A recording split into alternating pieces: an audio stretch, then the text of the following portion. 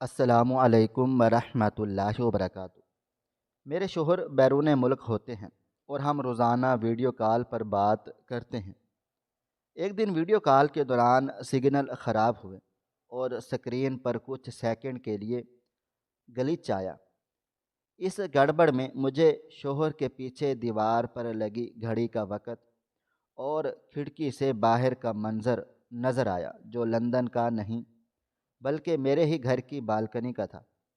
جب میں نے تحقیق کی تو پتہ چلا کہ میرا شوہر تو میرا نام شمائلہ ہے، اور اگر آپ میری زندگی کو دور سے دیکھیں گے تو شاید آپ کو مجھ پر رشک آئے گا، کیونکہ میں بظاہر دنیا کی خوش قسمت ترین لڑکی ہوں، جس کے پاس وہ سب کچھ ہے جس کی خواہش ہر لڑکی کرتی ہے: ایک خوبصورت اور عالی شان گھر جو کسی محل سے کم نہیں ہے، مہنگی ترین گاڑیاں، بینک بیلنس، اور سب سے بڑھ کر ایک ایسا شوہر جو مجھ پر جان چھڑکتا ہے اور میری ہر خواہش میرے منہ سے نکلنے سے پہلے پوری کر دیتا ہے۔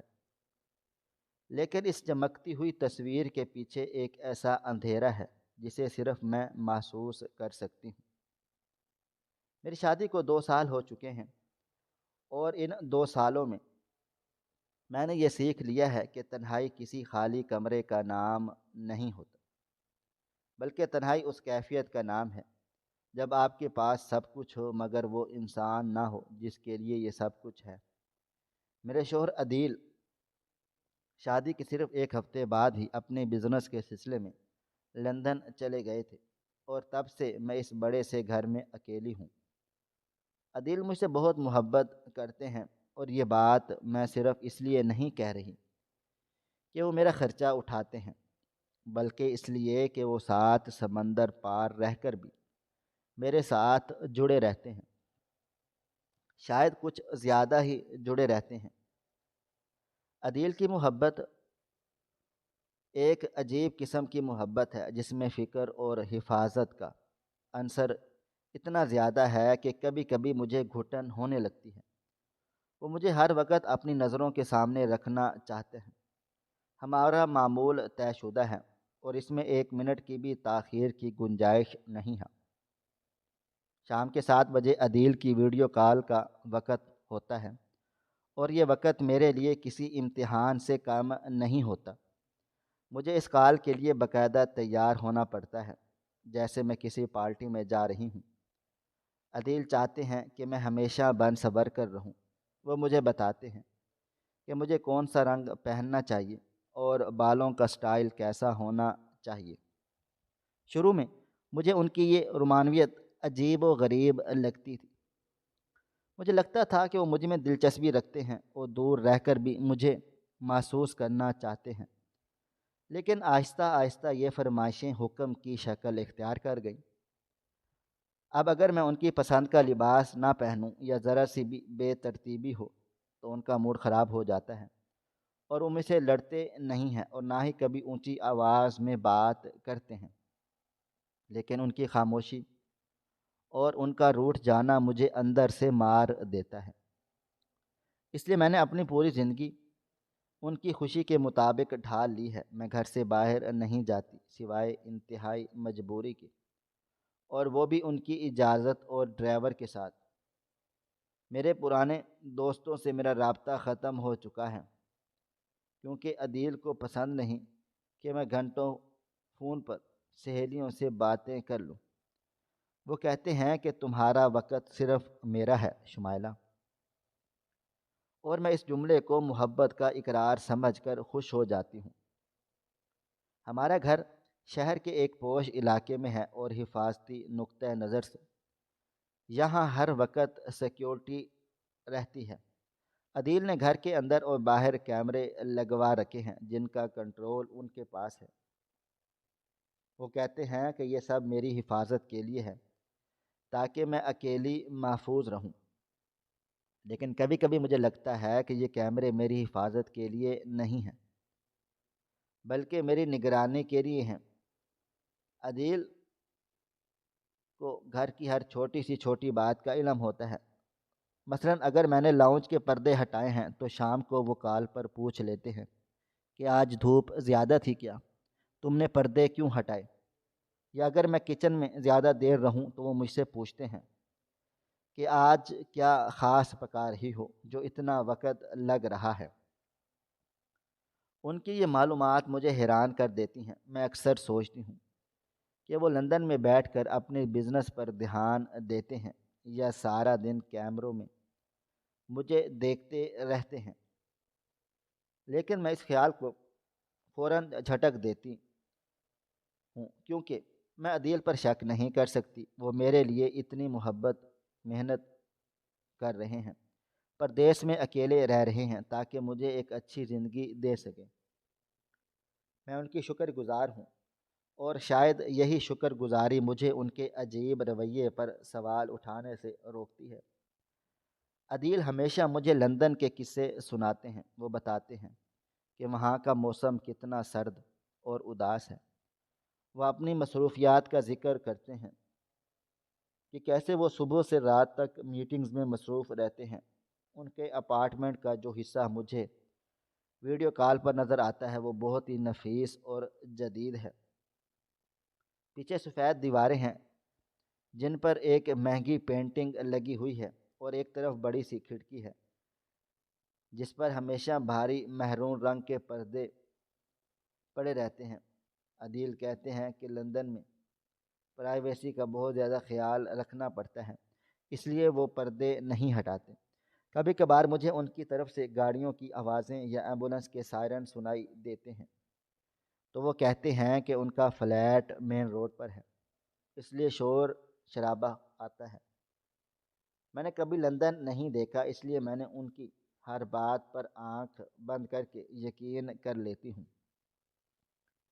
میں نے کئی بار ضد کی تھی کہ مجھے بھی اپنے پاس بلا لیں یا خود کچھ دنوں کے لیے آ جائیں، لیکن ہر بار وہ کوئی نہ کوئی عذر پیش کر دیتے ہیں، کبھی ویزے کا مسئلہ تو کبھی بزنس کی ٹینشن۔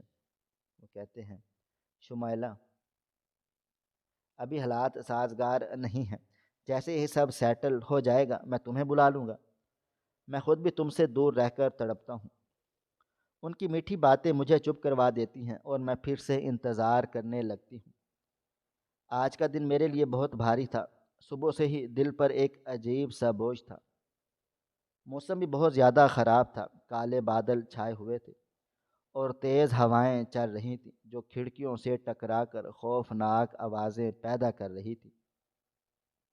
ایسے موسم میں اکیلے گھر میں رہنا دل دہلا دینے والا ہوتا ہے۔ میں نے اپنا دھیان بٹانے کے لیے گھر کی صفائی شروع کی، حالانکہ ملازمہ سب کچھ کر چکی تھی، لیکن مجھے خود کو مصروف رکھنا تھا۔ دوپہر کو عدیل کا میسج آ گیا۔ آج شام کو وہ نیلا جوڑا پہننا جو میں نے پچھلے مہینے بھیجا تھا، اور بال کھلے رکھنا۔ یہ ایک حکم تھا۔ میں نے فوراً سے جواب میں جی لکھ دیا۔ شام ہوئی تو میں تیار ہونے لگی۔ میں نے گہرے نیلے رنگ کا مخمل کا سوٹ پہنا، کانوں میں بندے پہنے اور بالوں کو برش کیا۔ آئینے میں اپنا عکس دیکھ کر مجھے اپنی ہی نظر اتارنے کا دل چاہا، لیکن پھر خیال آیا کہ یہ خوبصورتی کس کام کی جب اسے سہرانے والا ہی پاس نہیں ہے۔ میں تیار ہو کر لاؤنج میں آ گئی جہاں بڑی بڑی شیشے کی کھڑکیاں تھیں۔ باہر اب موسلا دھار بارش شروع ہو چکی تھی اور بجلی کڑک رہی تھی۔ میں نے صوفے پر بیٹھ کر موبائل فون ہاتھ میں پکڑ لیا اور گھڑی دیکھی۔ 7 بجنے میں 5 منٹ باقی تھے۔ میرا دل بے چینی سے دھڑک رہا تھا۔ پتہ نہیں کیوں آج مجھے عدیل سے بات کرنے کی طلب نہیں تھی، بلکہ ایک خوف سا محسوس ہو رہا تھا، شاید موسم کی وجہ سے۔ ٹھیک 7 بجے موبائل فون کی سکرین روشن ہوئی اور عدیل کا نام جگمگانے لگا۔ میں نے گہرا سانس لیا، چہرے پر مسکراہٹ سجائی اور کال ریسیو کر لی۔ عدیل کا چہرہ سکرین پر نمودار ہوا اور وہ ہمیشہ کی طرح فریش لگ رہے تھے۔ انہوں نے ایک گرم سویٹر پہن رکھا تھا اور ہاتھ میں کافی کا مگ تھا۔ ہیلو میری جان، کیسی ہو؟ عدیل کی آواز میں وہی مخصوص مٹھاس تھی۔ میں ٹھیک ہوں عدیل، آپ کیسے ہیں؟ میں نے مسکرا کر جواب دیا، میں ٹھیک ہوں، بس سردی بہت ہے یہاں۔ انہوں نے کافی کا گھونٹ بھرا۔ تم آج بہت حسین لگ رہی ہو، بالکل ویسی جیسی میں نے تصور کی تھی۔ میں نے شرما کر نظریں جھکا لیں۔ شکریہ عدیل، یہ آپ کی محبت ہے۔ ہماری باتیں شروع ہو گئیں۔ عدیل مجھ سے دن بھر کی تفصیلات پوچھ رہے تھے۔ تم نے دوپہر کو کیا کھایا؟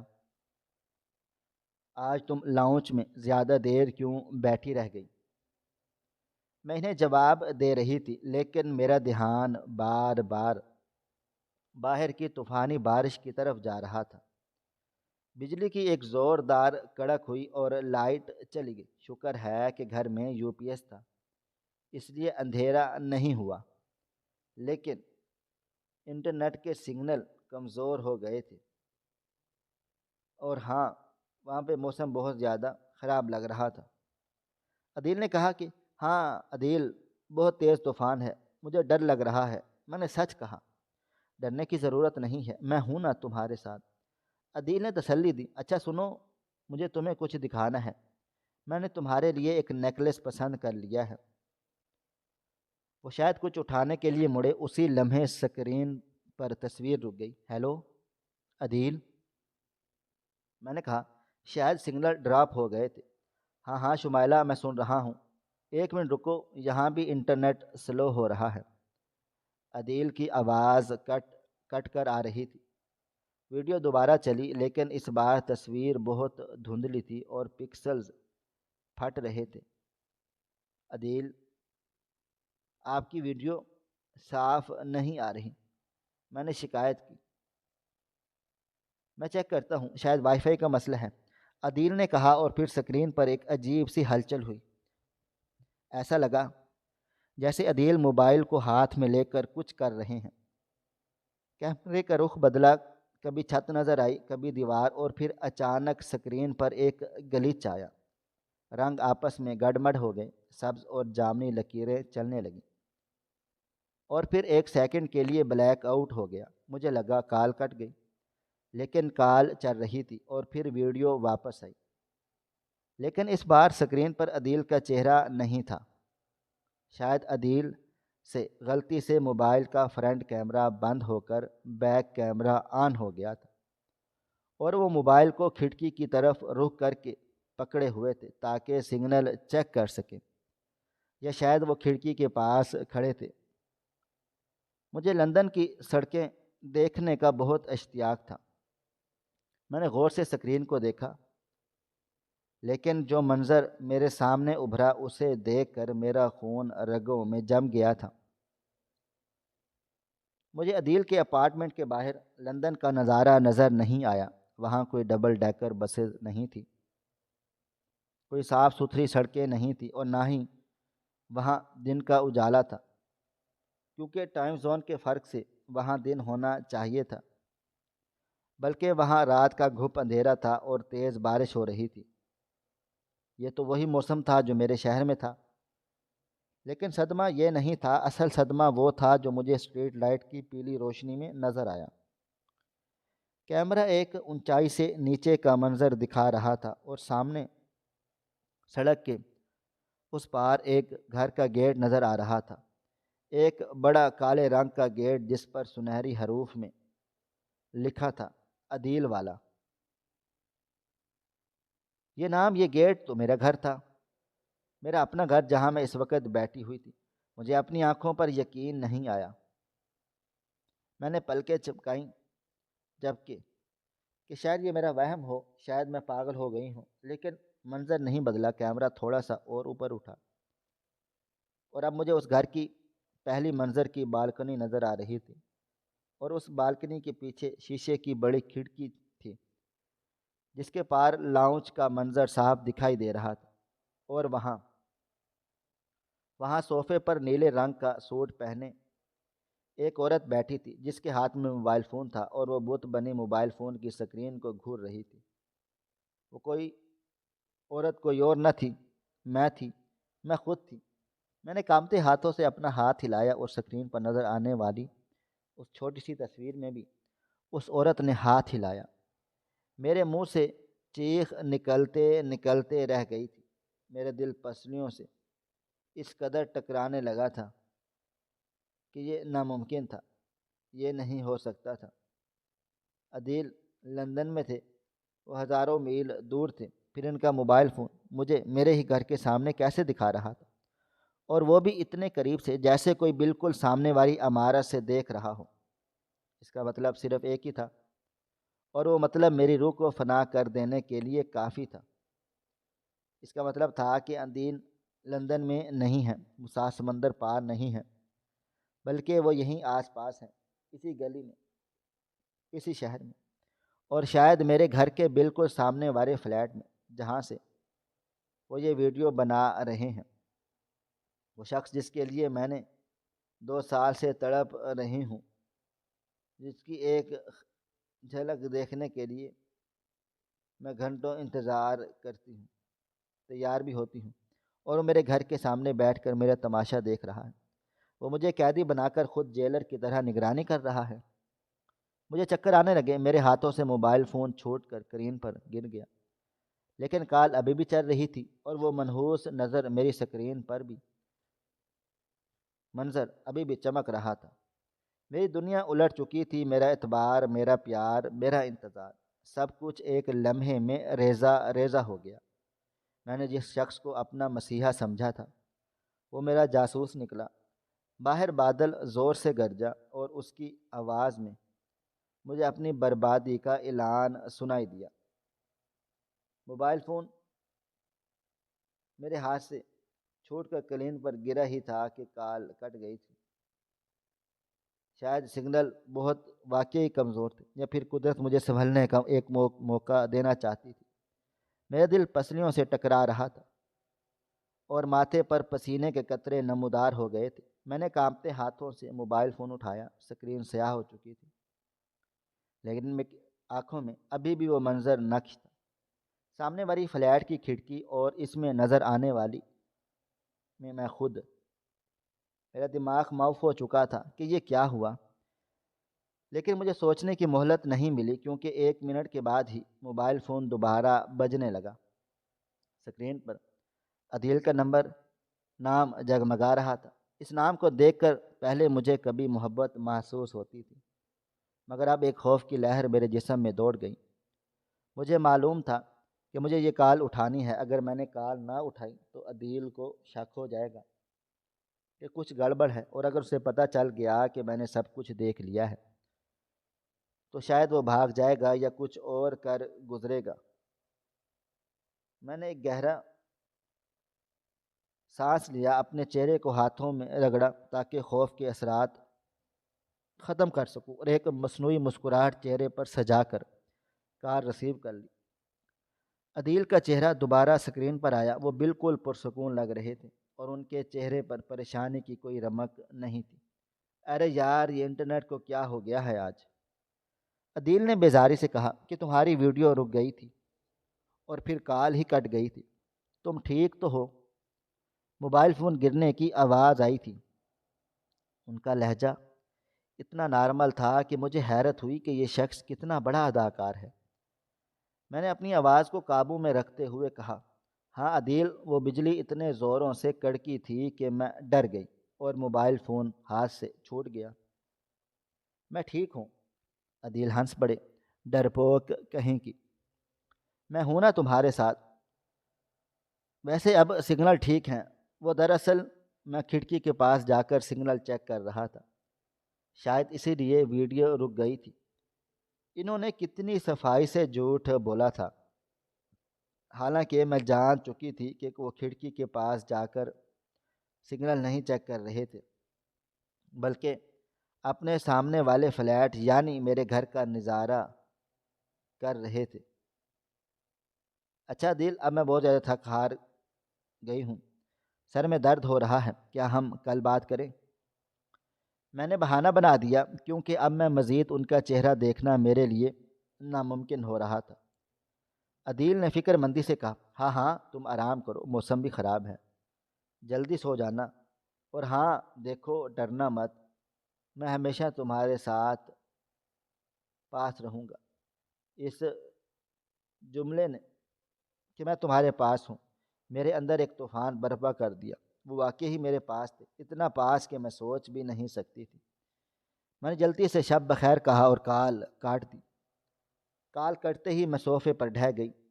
میرا جسم بے جان ہو رہا تھا لیکن میرا دل و دماغ تیزی سے چل رہا تھا۔ عدیل لندن میں نہیں ہے، وہ یہیں ہے، میرے سامنے والے فلیٹ میں۔ لیکن کیوں؟ یہ سوال مجھے پاگل کر رہا تھا۔ اگر وہ مجھ سے محبت کرتے ہیں تو چھپ کر کیوں رہ رہے ہیں؟ اگر وہ جاسوسی کرنا چاہتے ہیں تو میں اتنا ڈرامہ کیوں؟ کیا ان کی زندگی میں کوئی اور ہے یا وہ مجھ سے بچنا چاہتے ہیں؟ میں نے لاؤنج کی لائٹس بند کر دیں تاکہ عدیل کو لگے کہ میں سونے چلی گئی ہوں، اور پھر میں رینگتے ہوئے کھڑکی کے پاس چلی گئی۔ میں نے پردے کی ذرا سی جھیری سے باہر جھانکا۔ باہر موسلا دھار بارش ہو رہی تھی اور سڑک ویران تھی۔ میری نظریں سامنے والے فلیٹ کی اسی کھڑکی پر جم گئی تھی جہاں سے عدیل نے ویڈیو بنائی تھی۔ وہ کھڑکی اب اندھیرے میں ڈوبی ہوئی تھی، لیکن پھر اچانک وہاں ایک مدھم سی روشنی جلی، شاید کسی لیمپ کی روشنی تھی، اور مجھے پردے کے پیچھے ایک سایہ ہلتا ہوا دکھائی دیا تھا۔ وہ سایہ قد و قامت میں بالکل عدیل کے جیسا تھا۔ وہ شخص کھڑکی کے پاس آیا اور پردے کے کنارے سے باہر جھانکا۔ مجھے لگا جیسے وہ مجھے دیکھ رہا ہے، حالانکہ میں اندھیرے میں تھی۔ میرا دل حلق میں آ گیا۔ وہ شخص کچھ دیر وہاں کھڑا رہا اور پھر پیچھے ہٹ گیا۔ روشنی بجھ گئی اور کھڑکی دوبارہ تاریکی میں گم گئی ہو۔ لیکن اب مجھے یہاں یقین ہو چکا تھا کہ میرا شک صحیح ہے، میرا شوہر وہاں موجود ہے۔ اس رات میں سو نہیں سکی۔ ساری رات میں کروٹیں بدلتی رہ گئی اور سوچتی رہ گئی کہ مجھے کیا کرنا چاہیے۔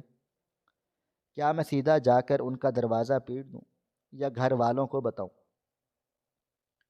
لیکن میرے پاس تو کوئی بھی ثبوت نہیں تھا سوائے اس ایک لمحے کی جھلک کے۔ اگر میں نے شور مچایا اور عدیل وہاں سے نکل گئے یا انہوں نے ثابت کر دیا کہ میں وہم کا شکار ہوں، تو سب مجھے پاگل سمجھیں گے۔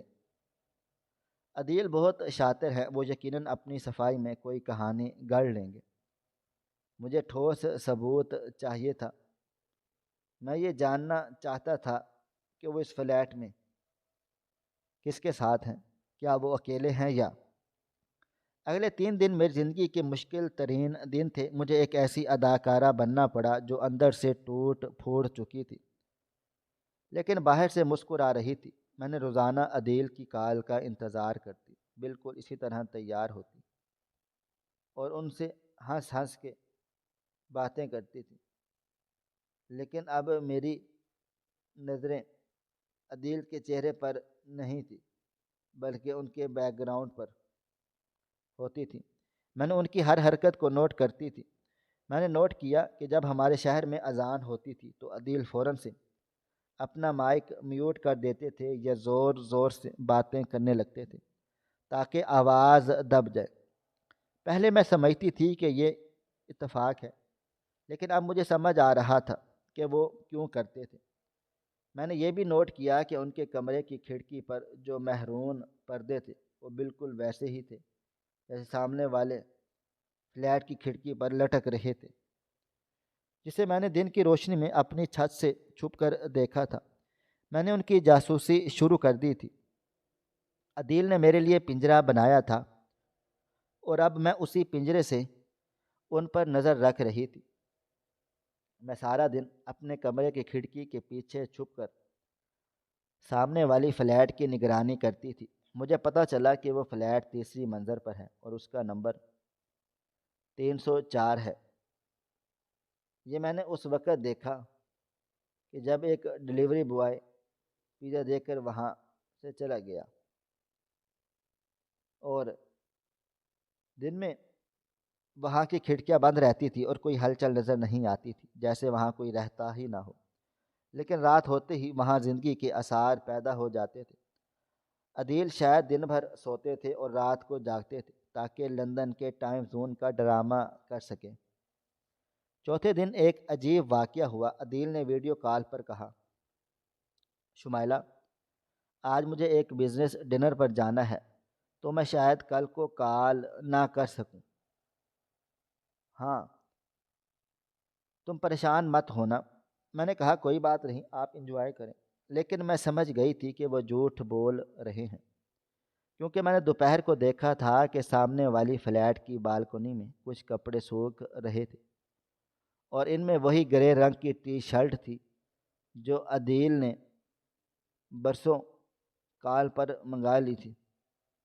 اگر وہ ڈنر پر جا رہے تھے تو ٹی شرٹ وہاں کیوں تھی؟ میرا شک یقین میں بدلتا جا رہا تھا۔ وہ کسی مصیبت میں نہیں بلکہ کسی بہت بڑے منصوبے پر کام کر رہے ہیں۔ میں اس شام جب عدیل نے کال نہیں کی تو میرے پاس سنہری موقع تھا۔ میں جانتی تھی کہ وہ گھر پر ہی ہوں گے اور یہ بہترین وقت ہے انہیں رنگے ہاتھیں پکڑنے کا۔ لیکن میں ڈر رہی تھی، اگر میں وہاں گئی اور انہوں نے مجھے دیکھ لیا تو کیا ہوگا؟ لیکن پھر میری اندر کی عورت نے سر اٹھایا، وہ عورت جسے دھوکہ دیا گیا تھا، جسے بیوقوف بنایا گیا تھا۔ میں نے فیصلہ کیا کہ میں آج رات ہی جاؤں گی۔ میں نے گھر کی ملازمہ کو کہا کہ میرے سر میں درد ہے اور میں جلدی سونے لگی ہوں، مجھے کوئی ڈسٹرب نہ کرے۔ میں اپنے کمرے میں کی لائٹس بند کر دی تھی اور بستر پر تکیوں کو اس طرح سے ترتیب دیا کہ لگے کوئی سو رہا ہے۔ پھر میں نے کالے رنگ کی چادر اوڑھی تاکہ اندھیرے میں نظر نہ آؤں، اور پچھلے دروازے سے باہر نکل آئی جو کچن کی طرف کھلتا تھا، جہاں کیمرے کی رینج کم تھی۔ میں نے جوتے ہاتھ میں پکڑ لیے تاکہ آواز نہ ہو، اور دیوار پھلانگ کر باہر گلی میں آ گئی تھی۔ یہ میرے لیے کسی جنگی مشن سے کم نہیں تھا۔ میں پہلی بار عدیل کی اجازت کے بغیر گھر سے باہر نکلی تھی، اور وہ بھی ان کی جاسوسی کرنے کے لیے۔ باہر سناٹا تھا، رات کے 11 بج رہے تھے، سڑک ویران تھی۔ میں نے ادھر ادھر دیکھا اور تیزی سے سڑک پار کی، اور سامنے والی عمارت کو ایک پرانی سی بلڈنگ تھی جس میں زیادہ تر فلیٹس خالی تھے یا کرائے پر دیے گئے تھے۔ میں سیڑھیاں چڑھنے لگی تھی۔ میرا دل اتنی زور سے دھڑک رہا تھا کہ مجھے لگا میرا سینہ پھٹ جائے گا۔ ہر آہٹ پر مجھے لگتا تھا کہ عدیل سامنے آ جائیں گے اور پوچھیں گے، یہاں کیا کر رہی ہو شمائلہ؟ میں نے دوسری منزل عبور کی اور تیسری منزل پر پہنچ گئی۔ سامنے ہی فلیٹ نمبر 304 کا دروازہ تھا۔ دروازہ پرانا تھا اور اس کا پینٹ اکھڑا ہوا تھا، اندر سے کوئی آواز بھی نہیں آ رہی تھی۔ میں دروازے کے باہر کھڑی کانپ رہی تھی۔ ایک لمحے کے لیے میرا دل چاہا کہ میں واپس بھاگ جاؤں اپنی اسی جھوٹی دنیا میں جہاں سب کچھ ٹھیک ہونے کا ناٹک ہے۔ لیکن پھر مجھے عدیل کا وہ جھوٹا چہرہ یاد آیا کہ میں تمہارے پاس ہوں شمائلہ۔ ہاں ہاں، وہ تو پاس تھے، اور اب مجھے دیکھنا تھا کہ وہ کس کے پاس ہیں۔ میں نے کان دروازے کے ساتھ لگایا۔ اندر سے دھیمی دھیمی آواز آ رہی تھی کہ جیسے کوئی ٹی وی چل رہا ہو یا کوئی بات کر رہا ہو۔ آواز واضح نہیں تھی، لیکن مردانہ آواز عدیل کی لگ رہی تھی۔ میں نے گہرا سانس لیا، آنکھیں بند کیں اور اللہ کا نام لے کر دروازے پر دستک دی۔ ایک بار، دو بار، اندر سے آوازیں آنا بند ہو گئیں، خاموشی چھا گئی۔ میرے پیروں میں جیسے جان نہ رہی ہو۔ میں نے دوبارہ دستک دی، تھوڑی زور سے۔ اب قدموں کی چاپ سنائی دی، کوئی دروازے کی طرف آ رہا تھا۔ میں نے اپنی چادر کو درست کیا اور خود کو تیار کیا کہ جیسے ہی عدیل دروازہ کھولیں گے میں ان کے گلے لگ جاؤں گی، یا چیخوں گی، یا شاید انہیں تھپڑ مار دوں گی۔ مجھے نہیں معلوم تھا میرا رد عمل کیا ہوگا۔ دروازے کی کنڈی گھومنے کی آواز آئی تھی، اور پھر ایک چڑچڑاہٹ کے ساتھ دروازہ آہستہ سے کھلا۔ میرا دل حلق میں آ گیا۔ دروازہ پورا کھلا اور سامنے جو شخص کھڑا تھا اسے دیکھ کر میرے پیروں تلے سے زمین نکل گئی۔ میرا منہ کھلے کا کھلا رہ گیا اور آنکھوں میں شدید حیرت اور صدمہ امڑ آیا۔ یہ عدیل نہیں تھے، یہ کوئی مرد نہیں تھا، بلکہ میرے سامنے ایک نوجوان عورت کھڑی تھی جس نے گھر کے عام سے کپڑے پہنے ہوئے تھے۔ اس کے بال بکھرے ہوئے تھے اور وہ بہت ہی بے تکلفی سے دروازے پر کھڑی تھی، جیسے یہ اس کا اپنا گھر ہو۔ وہ عورت خوبصورت تھی لیکن اس کے چہرے پر تھکاوٹ تھی۔ اس نے مجھے سوال نظروں سے دیکھا۔ جی، کس سے ملنا ہے؟ اس کی آواز میں اجنبیت تھی، لیکن صدمہ یہ نہیں تھا کہ وہ ایک عورت تھی، صدمہ یہ تھا کہ میں اسے جانتی تھی بھی نہیں۔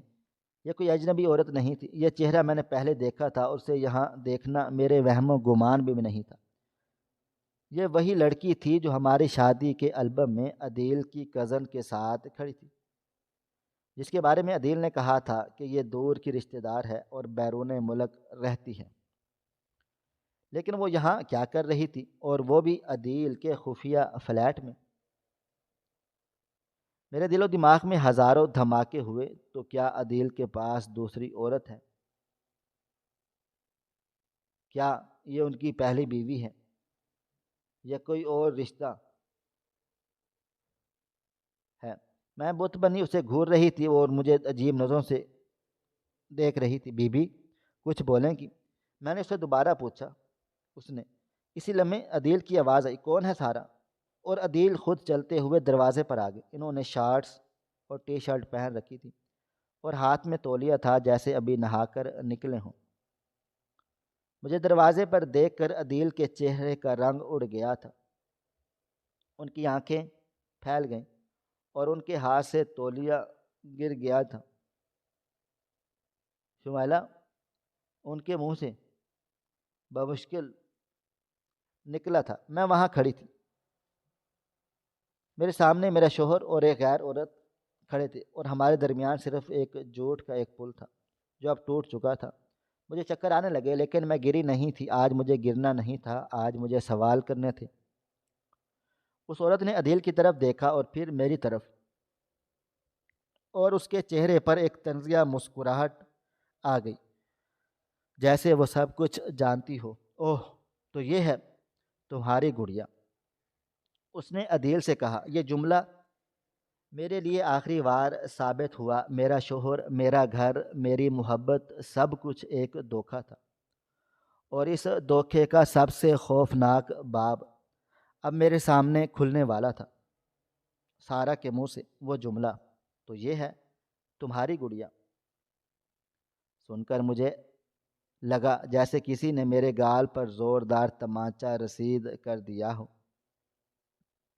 میرا دل و دماغ جو پہلے ہی صدمے سے سن تھا، اچانک سے ایک آتش فضا کی طرح پھٹ پڑا۔ میری برداشت کی حد ختم ہو چکی تھی۔ میں نے اپنی نظریں اس اجنبی عورت سے ہٹا کر عدیل پر گاڑ دی، جو اب مجرموں کی طرح سر جھکائے کھڑا تھا، اور اس کے چہرے کی ہوائیاں اڑ رہی تھیں، اور وہ بار بار اپنے ہاتھ مسل رہا تھا۔ یہ سب کیا ہے عدیل؟ میری آواز حلق سے ایک چیخ بن کر نکلی جس نے پوری عمارت کے سناٹے کو چیر دیا۔ یہ عورت کون ہے؟ اور تم تو لندن میں تھے نا؟ یہ سب کیا ڈرامہ ہے؟ میں نے آگے بڑھ کر عدیل کے سینے پر دھکا دیا کہ بولو، گونگے بہرے کیوں ہو گئے ہو؟ عدیل ہڑبڑا کر پیچھے ہٹا اور اس کے نے میرے ہاتھ پکڑنے کی کوشش کی۔ شمائلہ، میری بات سنو، تم غلط سمجھ رہی ہو۔ دیکھو، پرسکون ہو جاؤ، میں تمہیں سمجھاتا ہوں۔ اس نے مجھے منانے والے لہجے میں کہا۔ میں دراصل آج ہی آیا ہوں۔ میں تمہیں سرپرائز دینا چاہتا تھا۔ میں نے سوچا کہ صبح گھر آ کر تمہیں حیران کر دوں گا، اس لیے میں نے یہاں پر رکا ہوا تھا اور صبح کا انتظار کر رہا تھا۔ اور یہ کہ سارا میری کزن ہے، یہ یہیں رہتی ہے، یہ بس اس کے پاس فریش ہونے آیا تھا۔ اس کا جھوٹ اتنا بھونڈا اور کمزور تھا کہ مجھے اپنی سماعت پر یقین نہیں آیا۔ یہ شخص کس مٹی کا بنا تھا؟ رنگے ہاتھوں پکڑے جانے کے بعد بھی مجھے بیوقوف بنائے جا رہا تھا۔ میری آنکھوں سے آنسو جاری ہو گئے، لیکن یہ دکھ کے نہیں بلکہ نفرت اور غصے کے تھے۔ میں نے زور سے جھٹکا دے کر اپنے ہاتھ چھڑائے اور ایک تلخ ہنسی سرپرائز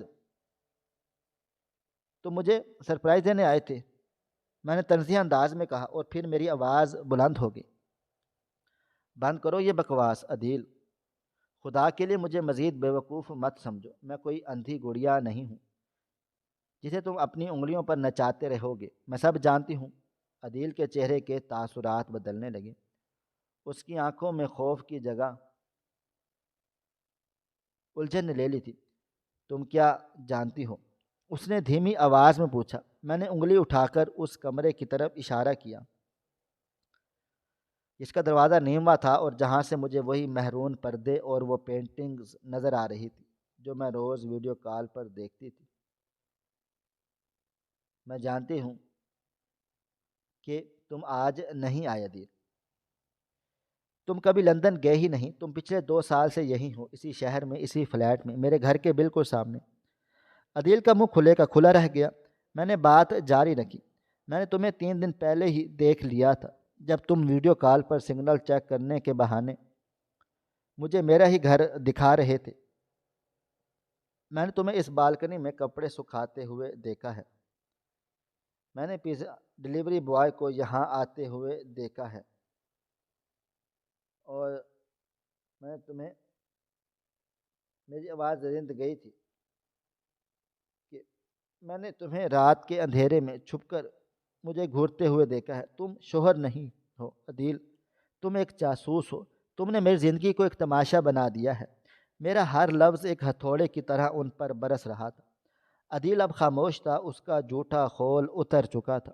سارا جو دروازے پر کھڑی یہ سب کچھ سن رہی تھی، اس کے چہرے پر بھی طنزیہ مسکراہٹ غائب ہو گئی تھی اور وہ بھی سنجیدہ ہو گئی تھی۔ عدیل نے گہرا سانس لیا اور اس کا رویہ اچانک سے بدل گیا۔ اب وہ معافی مانگنے والا عدیل نہیں تھا، بلکہ وہ عدیل تھا جسے میں جانتی نہیں تھی، ایک سرد اور سپاٹ لہجے والا شخص۔ ہاں ہاں، تم ٹھیک کہہ رہی ہو، اس نے اعتراف کر لیا۔ میں لندن میں نہیں تھا، میں یہیں پر تھا، اور میں تمہاری ہی جاسوسی کر رہا تھا۔ اس کے اطراف نے میرے دل کو کہ ٹکڑے ٹکڑے کر ڈالے، حالانکہ میں یہ جانتی تھی کہ میں نے اس کے منہ سے سننا میرے لیے موت سے کم نہیں تھا۔ کیوں؟ میں نے سسکتے ہوئے پوچھا۔ کیوں عدیل؟ میں نے تم سے محبت کی تھی، میں نے تو تمہارے لیے اپنی دنیا چھوڑ دی تھی، تم نے میرے ساتھ ایسا کیوں کیا؟ عدیل چل کر صوفے کے پاس گیا اور اس پر ڈھہ گیا۔ اس نے اپنی بالوں میں انگلیاں پھنسا دیں، کیونکہ میں ڈرتا تھا شمائلہ، میں بہت زیادہ ڈرتا تھا۔ اس کی آواز میں ایک عجیب سا پاگل پن تھا۔ تم نہیں جانتی کہ دھوکہ کیا ہوتا ہے۔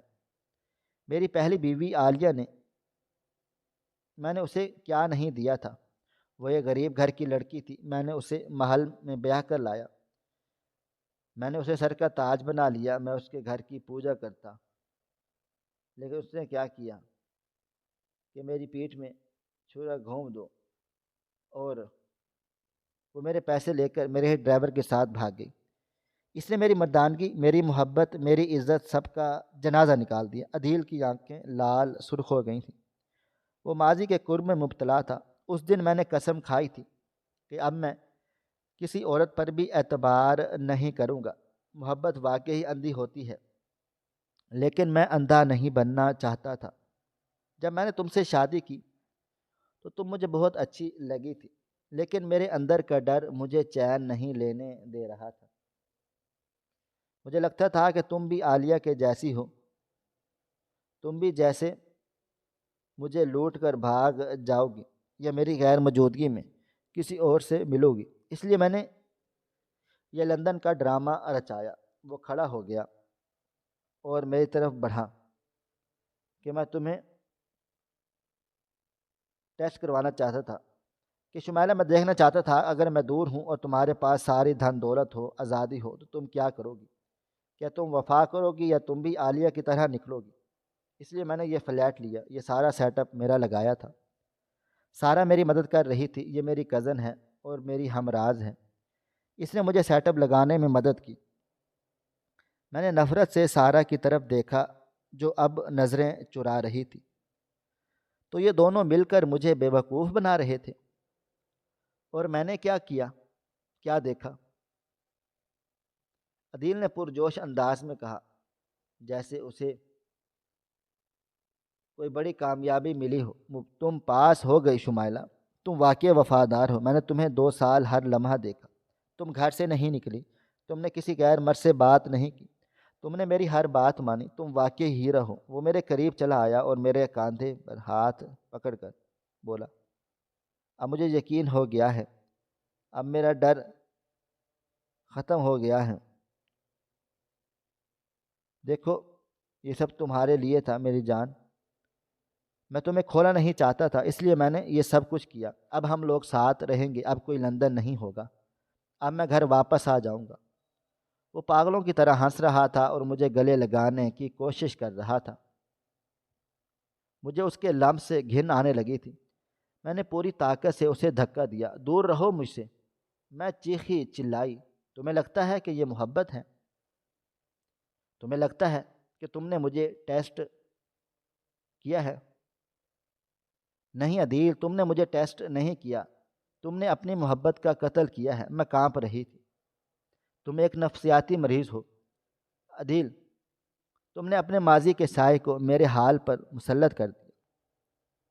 تم نے مجھے انسان نہیں سمجھا، تم نے مجھے لیبارٹری کا ایک چوہا سمجھا جس پر تم تجربے کر رہے تھے۔ تم نے میری وفات دیکھنے کے لیے میری زندگی کے 2 سال، خوبصورت سال، مزید تباہ و برباد کر دیے۔ مجھے قید رکھا، مجھے ذہنی اذیت دی، اور اب تم کہتے ہو کہ میں پاس ہو گئی۔ عدیل حیران رہ گیا تھا۔ لیکن شمائلہ، میں نے یہ سب اس لیے کیا کیونکہ میں تم سے پیار کرتا ہوں۔ نہیں، میں نے اس کی بات کاٹ دی۔ یہ پیار نہیں، یہ جنون ہے، یہ بیماری ہے، اور پیار اعتبار کے بغیر کچھ بھی نہیں ہوتا۔ تم نے 2 سال میں ایک لمحے کے لیے بھی مجھ پر اعتبار نہیں کیا، اور تم نے کیمرے لگوائے تھے، تم نے جاسوسی کی تھی، تم نے جھوٹ بولا۔ یہ سب دھوکہ ہے۔ میں ایک دھوکے باز کے ساتھ نہیں رہ سکتی۔ میں نے اپنا فیصلہ سنا دیا۔ عدیل کا چہرہ فک ہو گیا۔ کیا مطلب؟ تم کیا کہہ رہی ہو؟ میں نے اپنی انگلی سے اس گھر کی طرف اشارہ کیا جو سامنے کھڑکی سے نظر آ رہا تھا۔ وہ گھر جسے تم نے میرے لیے قید خانہ بنایا تھا، اب میں وہاں واپس نہیں جاؤں گی اور نہ ہی تمہارے ساتھ رہوں گی۔ میں نے اپنا دوپٹہ درست کیا اور سر اٹھا کر اس کی آنکھوں میں آنکھیں ڈالیں۔ میں ایک شریف گھرانے کی لڑکی ہوں عدیل، میں نے تم سے نکاح کیا تھا، غلامی نہیں کی تھی۔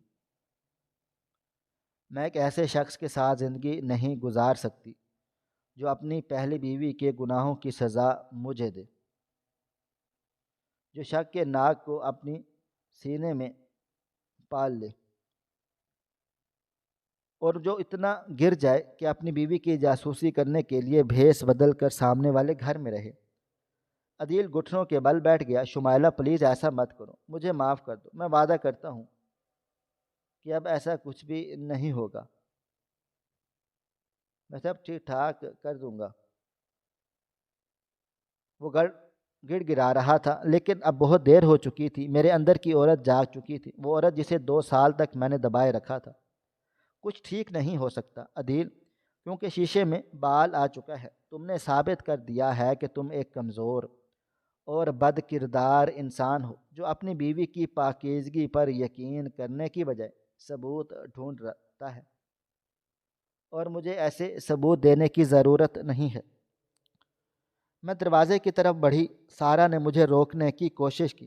بھابھی، بھائی ٹھیک کہہ رہے ہیں، وہ بس ڈرے ہوئے تھے۔ میں نے سارا کو ہاتھ کے اشارے سے روکا۔ اور تم تو عورت کے نام پر دھبا ہو۔ ایک عورت ہو کر تم نے دوسری عورت کے جذبات کے ساتھ کھیلا۔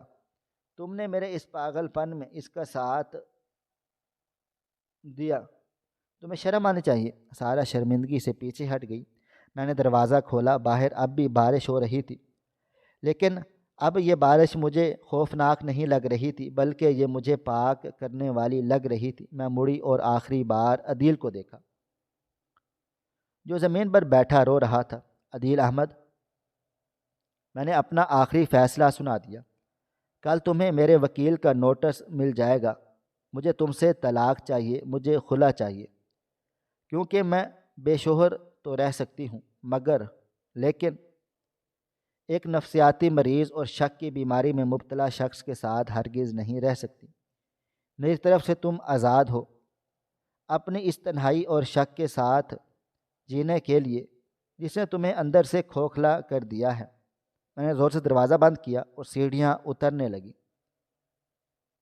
میرے ہر قدم کے ساتھ میرا بوجھ ہلکا ہوتا جا رہا تھا۔ میں نے اس عمارت سے باہر نکل کر آسمان کی طرف دیکھا۔ بارش میرے چہرے پر گر رہی تھی اور میرے آنسوؤں کو دھو رہی تھی۔ میں نے سڑک پار کی اور اپنے گھر کے گیٹ پر پہنچی۔ میں نے پیچھے مڑ کر اس کھڑکی کی طرف نہیں دیکھا جہاں سے 2 سال سے مجھے دیکھا جاتا رہا تھا۔ میں نے اپنا گیٹ کھولا اور اندر داخل ہو گئی، لیکن اس بار میں قیدی نہیں تھی، میں آزاد تھی۔ میں نے اپنی آزادی خود چھین لی تھی، اور یہ آزادی مجھے میری عزت نفس نے دی تھی۔ میں جاننا چاہتی تھی کہ آپ کا آگے کا راستہ کتنا مشکل ہو سکے گا۔ لوگ باتیں بنائیں گے اور سوال اٹھیں گے، لیکن میں تیار تھی، کیونکہ سچائی کی زندگی جھوٹ کے محل سے 1000 درجے بہتر تھی۔ اور آج رات میں نے اس محل کو ہمیشہ ہمیشہ کے لیے خیر آباد کہہ دیا تھا۔ ناظرین، آپ کو ہماری آج کی کہانی کیسی لگی؟ کومنٹ باکس میں اپنی رائے کا اظہار ضرور کریں۔ مزید اس طرح کی سبق آموز کہانیاں سننے کے لیے ہماری ویڈیوز کو لائک کریں، شیئر کریں اور ہمارے چینل ایس ایف سٹوریز کو ضرور سبسکرائب کریں۔ ملتے ہیں کل ایک نئی اور دلچسپ کہانی کے ساتھ، تب تک اپنا ڈھیر سارا خیال رکھیے گا۔ اللہ حافظ۔